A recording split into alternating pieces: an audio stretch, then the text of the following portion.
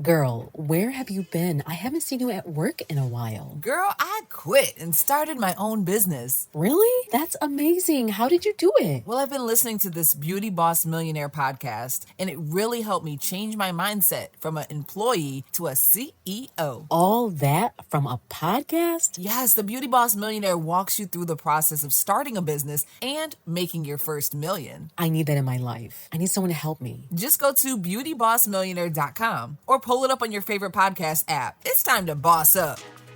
Welcome back to the Beauty Boss Millionaire podcast with daily on-the-go episodes packed with testimonies and business tips to help you create financial freedom through entrepreneurship. Hosted by the owner of Fracassi Lashes and the Blow Dry Lounge, the Beauty Boss Millionaire herself, Felicia Fracassi. Welcome back to Beauty Boss Millionaire. I'm your host, Felicia Fracassi, and the objective of today's episode is to go over the characteristics of a good salesperson. Because being a salesperson in your business is not just simply selling, with a bland personality. It's actually quite the opposite. Good salespeople have an exciting personality. They're enthusiastic individuals with resilience, and they know how to meet their customers' needs through words and showing empathy and just having confidence. You also have to know how to handle rejection. You're going to get a lot of no's before you get a lot of yeses. And you have to learn to pace yourself. You don't want to be that person talking so much and you're not letting them speak as well. And I've had to learn this in business in general, just how there is an art to selling. And it's to the point now where I can sell just about anything to anyone that comes into my stores by just focusing on the benefits. But first, let's go back to the characteristics of a good salesperson. 1, you must be delightful. You can't be, this miserable person, always having an attitude. It seems like you're irritated when someone asks you a question.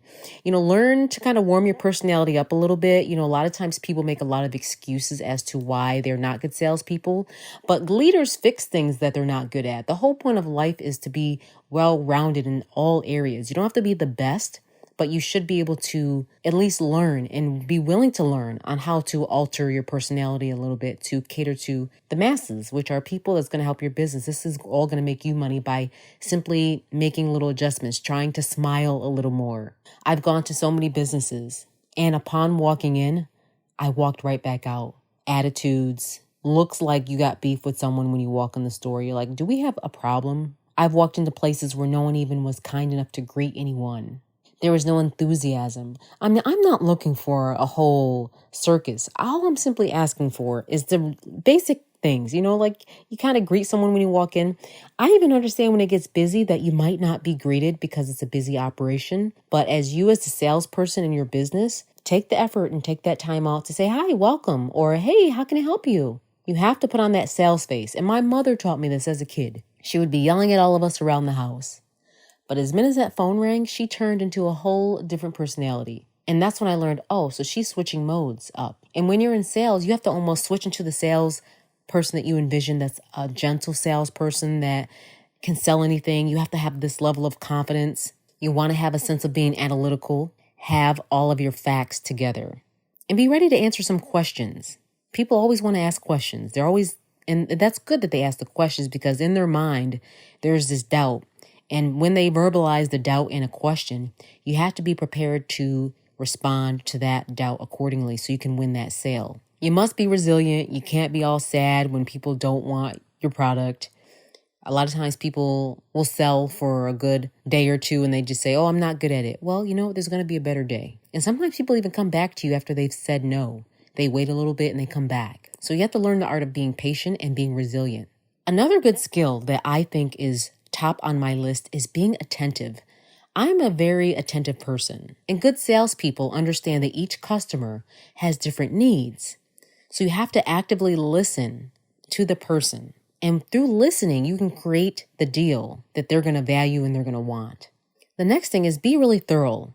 A good salesperson should be an expert in what they're selling, demonstrating that your knowledge makes you way more reputable in the customer's eyes. So be thorough with your sale and all those selling points. Go through the whole thing. Don't leave anything out, but also don't be long-winded. The next characteristic that I think you should really focus on is just being an empathetic person. Connecting with your customers' emotions can tell you what they really want from that sale. Be appealing to their statements so you can meet their needs in new ways. And one thing that I have noticed in all of my beauty stores, I always hear a lady explain what they're going through, and I just listen. I stay quiet and I let them speak. The floor is theirs. Don't be rude. Don't talk over them. And just kind of listen. And they'll tell you what's happening in their life and why they want your product. If you're selling clothes, they may say, look, I just had a baby. Nothing's been fitting me right. Can you help me find something? Boom. Now you know what to be sensitive about. Don't go find no hoochie mama clothes because she wants to probably look a certain way to be able to cover up the mama belly until she gets it down.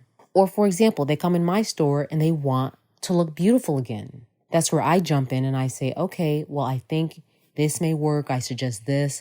How long do you want to wear them? Or sometimes people just say, hey, look, I'm going on a vacation. I need A, B, and C. I need this to last this long. And you as the expert have to be able to meet their needs. Recommend the right things for your customers so that they're happy and you're happy.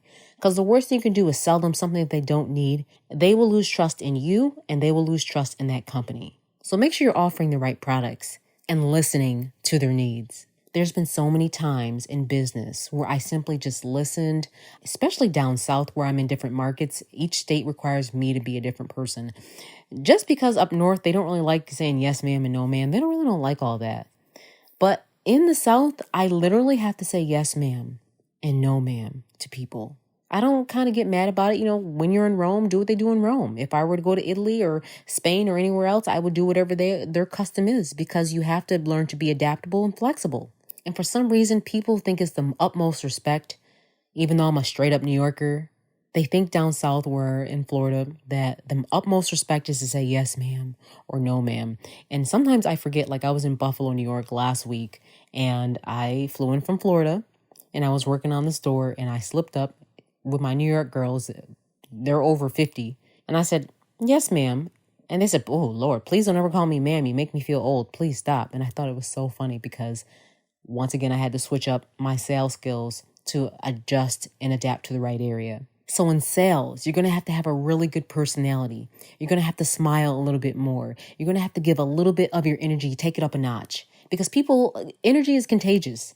If you're happy, they're going to be happy. If they're greeted with a warm smile, they're probably going to smile. If you're looking all dry, looking like you're tired from the night before, they're going to say, you know what, I'm just probably inconveniencing this person. I probably need to leave. And that's really how it's about. You know, your energy needs to match. You need to know your facts. You have to be resilient if someone says no, and you got to keep going. And you keep going and keep going. And those sales turn into dollars. And that's how you sustain in business. Up next, we're going to get into part 2 of what creates a good salesperson, all the characteristics that you're going to need to be able to sell. Stay tuned for the next Beauty Boss Millionaire. That's it for today. Tune in tomorrow for the Beauty Boss Millionaire podcast. And don't forget to follow the Beauty Boss Millionaire, Felicia Fracassi, on Instagram, Facebook, and TikTok at Beauty Boss Millionaire. For exclusive content on how to make millions in your business, go to beautybossmillionaire.com and click on Become a Patron to gain access to patron-only episodes, Beauty Boss Millionaire t-shirts, and a private Facebook group with live streams with me, Felicia Fracassi. Also, if these are really helpful, please review, rate, and share, or just send the link to someone who may need this. See you tomorrow.